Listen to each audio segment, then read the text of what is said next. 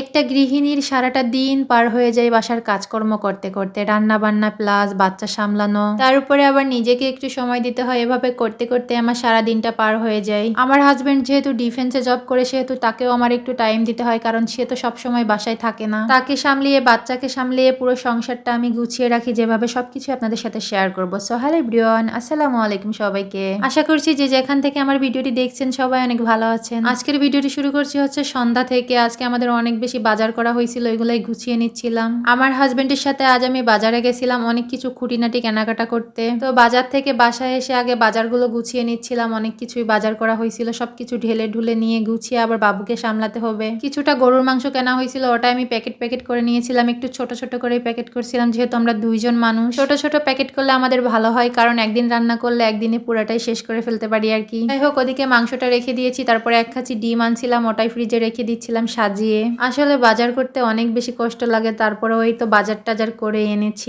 আবার হচ্ছে বাজার বসে বসে সব গুছিয়ে নিচ্ছিলাম। একটু কষ্ট হয়ে যাচ্ছিল, কিন্তু আমার ভালোই লাগতেছিল, কারণ বাজারগুলো যখন গোছাচ্ছিলাম মনের ভিতর অনেক শান্তি কাজ করতেছিল। তো আমি এক এক করে কাঁচা বাজারগুলো ফ্রিজে রেখে দিয়েছিলাম, আর সবকিছু সুন্দর করে গুছিয়ে রেখে দিচ্ছিলাম এখনই। আর এখন যেহেতু শীত পড়ে গেছে, এই জন্য বাবুর জন্য কিছু কেনাকাটা করা হয়েছে, ক্রিম ট্রিম আর কি। কিছুটা মুড়ি আর ভাজাও কেনা হয়েছিল, তো মুড়িটা আমি বয়মে রেখে দিলাম, আর ভাজাটাও বয়মে ঢেলে রেখে দিব।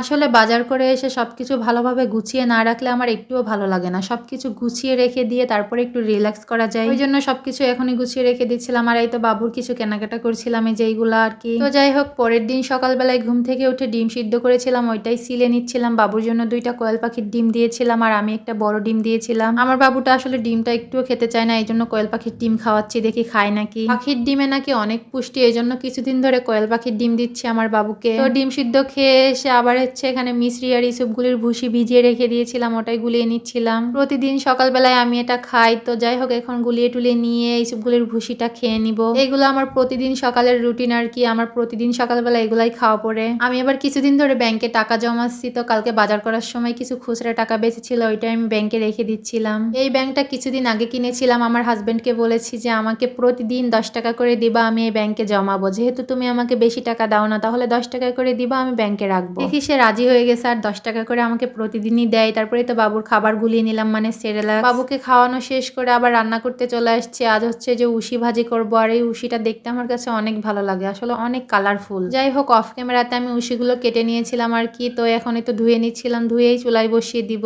রান্না করতে করতে একদম দুপুর হয়ে যাবে, 12টা বেজে যাবে আর কি। সকালে যেহেতু কিছুটা হালকা পাতলা নাস্তা করে নিয়েছিলাম, আর বাবুকেও খাওয়িয়ে নিয়েছি। আর বাবুর বাবা যেহেতু বাসায় থাকে না সকাল থেকেই, এই জন্য তার নাস্তা তৈরি করার জন্য আমার তেমন একটা প্যারা হয় না আর কি। সে তো সকালবেলা ঘুম থেকে উঠেই চলে যায় তার কাজে, তারপরে দুপুর বেলায় বাসায় এসে আমাদের সাথে একসাথে বসে খাবার খাবে। সকালের নাস্তায় যেহেতু একা আমি, কিছুটা হলেই হয়ে যায়, হালকা পাতলার উপর করে নিয়ে আর কি। তো এদিকে রান্নাটাও বসিয়ে দিয়েছিলাম। আজ হচ্ছে ডিম দিয়ে উশি ভাজি করব, এটা খেতে কিন্তু অনেক ভালো লাগে। আর এই উশিটা অনেক কিছু দিয়ে ভাজি করা যায়, আমি ডিম দিয়েই করতেছিলাম, নারকেল দিয়ে ভাজি করলেও অনেক মজা লাগে। যাই হোক, অনেক কিছুই বললাম, অনেক কাজই করে ফেললাম আপনাদের সাথে কথা বলতে বলতে। এখানে সবাই যেভাবে রান্না করে আমিও সেম ওইভাবেই করতেছিলাম, এই জন্য ডিটেলস আর কিছু বললাম না। রান্না করতে করতে বাবুও অনেকটা বিরক্ত করতেছিল, এই জন্য আর বেশি ভিডিও ক্লিপ নেওয়া হয় নাই। উশিটা আমি এভাবেই রান্না করতেছিলাম, হালকা ঢেকে ঢেকে নিয়েছিলাম, পানিটা শুকিয়ে নিয়ে তারপরে একটু ডিম দিয়ে ভেজে নিব। সবাই যেভাবে করে ওইভাবেই। ভিডিওটি দেখতে দেখতে যারা এই পর্যন্ত চলে আসছেন, ভিডিওর কোথাও যদি আপনাদের কাছে ভালো লেগে থাকে, তাহলে ভিডিওতে একটা লাইক দিবেন, একটু কমেন্ট করে যাবেন। আর আপনাদের জন্য আমার তরফ থেকে অনেক বেশি ভালোবাসা রইল। তো আজকের ভিডিওটি এই পর্যন্তই, দেখা হবে নেক্সট কোনো ভিডিওতে।